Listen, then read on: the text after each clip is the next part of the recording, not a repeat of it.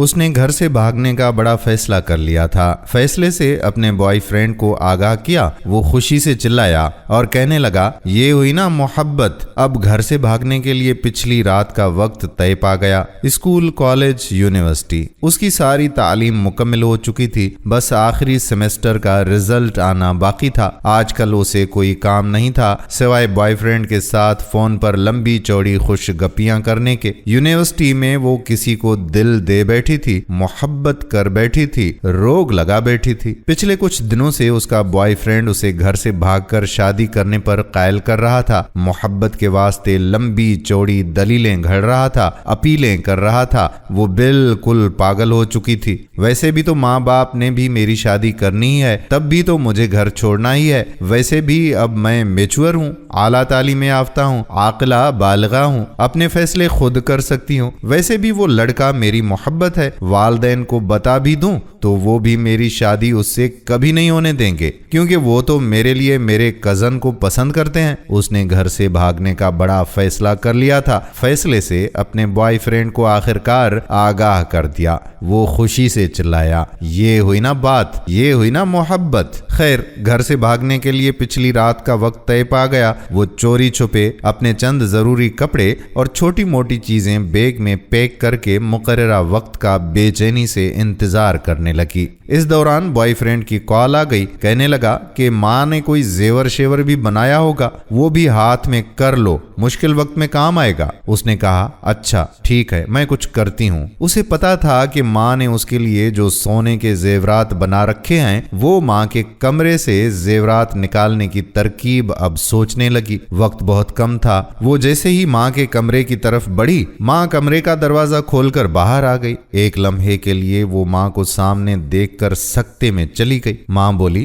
میری شہزادی، اتنی رات گئے تم جاگتی پھرتی ہو اور یہ تیار ہو کر کہاں جا رہی ہو؟ اس نے کہا، ماں وہ میں آپ کو یہی تو بتانے آ رہی تھی، رات لیٹ سے فون آیا تھا، یونیورسٹی والوں نے ایمرجنسی کچھ کام سے بلایا ہے، میری کچھ دوست بھی جا رہی ہیں، آپ سو رہی تھیں تو ڈسٹرب نہ ہو اس لیے آپ کو اس وقت نہیں بتایا۔ اس نے خود کو سنبھالتے ہوئے جھوٹ پر جھوٹ گھڑ دیے۔ ماں نے کہا، اچھا بیٹی، تم میرے کمرے میں بیٹھو، میں تمہارے لیے کچھ بنا کر لاتی ہوں، خالی پیٹ مت جانا۔ ماں یہ کہہ کر کچن میں چلی گئی۔ وہ ماں کے کمرے میں داخل ہوئی۔ بہت اچھا موقع مل گیا ہے، اس نے یہ سوچتے ہوئے جلدی سے پیٹی کا دروازہ کھولا تو سب سے پہلے اس کی نظر اپنے لیے بنے لال رنگ کے بہت پیارے لہنگے پر پڑی، جو اس کی ماں نے خاص طور پر شادی والے دن کے لیے اس کی پسند سے بنوایا تھا۔ ماں اکثر کہتی رہتی تھی کہ جب میری بیٹی اسے پہن کر دلہن بنے گی، شہزادی لگے گی شہزادی، ایک سے بڑھ کر ایک اچھا سوٹ، بہترین بستر، ڈنر سیٹ، ٹی سیٹ اور نہ جانے کیا کیا سامنے آ رہا تھا۔ بہت سی قیمتی اور خوبصورت چیزیں تو ایسی تھیں جو ماں نے چوری چوری بنا رکھی تھیں، جن کا علم اسے آج ہو رہا تھا۔ چیزیں الٹ پلٹ کرتے کرتے آخر زیورات اس نے ڈھونڈ ہی نکالے، لیکن اس کا دل و دماغ چکرا کر رہ گیا تھا۔ زیورات اس سے اٹھائے نہیں جا رہے تھے۔ اس نے کمرے میں نظریں دوڑائیں، دیکھا تو فریج، واشنگ مشین، برتن، سب کچھ اس کے لیے رکھا پڑا تھا۔ ایک ماں کے کمرے میں ایک دلہن کے کمرے کا مکمل سامان پڑا ہوا تھا۔ ضمیر نے اسے جھنجھوڑا، وہ سوچوں میں گم ہو گئی۔ ماں کی کوکھ سے جنم لینے سے لے کر اب تک ماں باپ نے میرے لیے کیا نہیں کیا؟ کھانا پینا، پہناوا، پڑھائی لکھائی، چھوٹی بڑی، سب کی سب خواہشات اپنا خون پسینہ ایک کر کے سب ادھورا پورا کیا۔ میرے اگلے گھر کا سامان تک بھی بنا دیا، اور میں بے فیض بے وفا کیا کرنے جا رہی ہوں؟ مار کر اپنے ماں باپ کو خود مارنے جا رہی ہوں۔ محبت کا سمندر گھر میں ہے اور میں محبت کا دریا سر کرنے جا رہی ہوں۔ اس کی آنکھیں بھیگ گئی تھیں۔ اسے اپنی اعلیٰ تعلیم، اپنی حماقتوں پر خوب رونا آ رہا تھا، اور اس دوران ماں آ گئی۔ کہنے لگی، یہ لو میری شہزادی،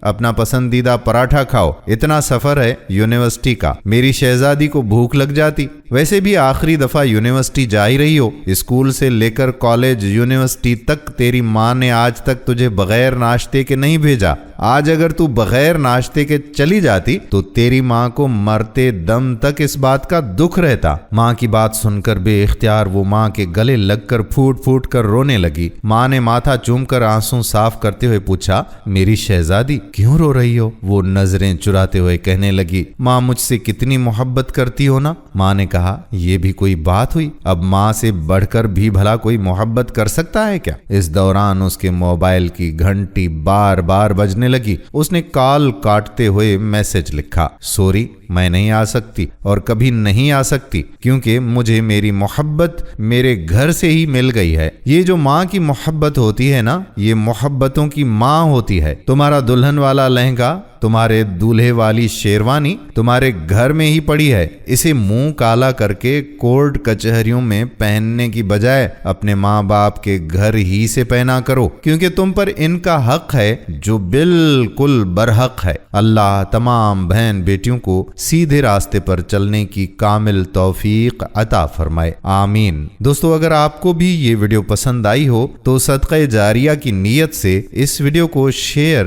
ضرور کر دیں۔ آنے والی ویڈیو تک اپنے میزبان قادر بخش کلہوڑو کو دیں اجازت۔ فی امان اللہ۔